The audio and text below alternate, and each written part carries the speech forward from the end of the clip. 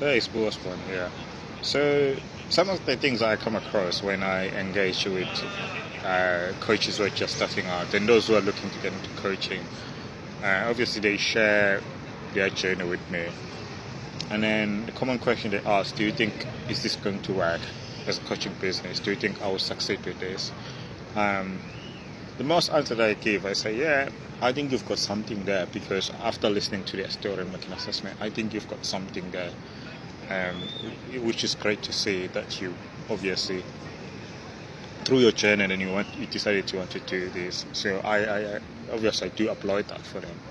But um, I cannot 100% say that, oh yeah, it's definitely going to work.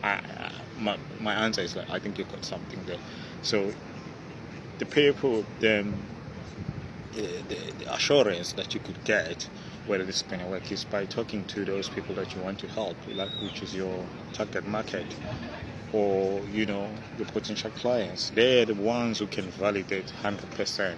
Okay, yeah, we need this and we are willing to pay for this. We need this help. So it's just a common question that I come across. So if you are looking to get into coaching, the best way of finding out whether you've got something that other people, your coaching offer a solution to the problem that looking for the solution or not is just by talking to them, really. And there's no one who can answer that question for you. There's no coach who can tell you that this will work or not. I can just, as I say, I feel like you've got something there, but at the end of the day, you still need to talk to your target market. So that's just a common question.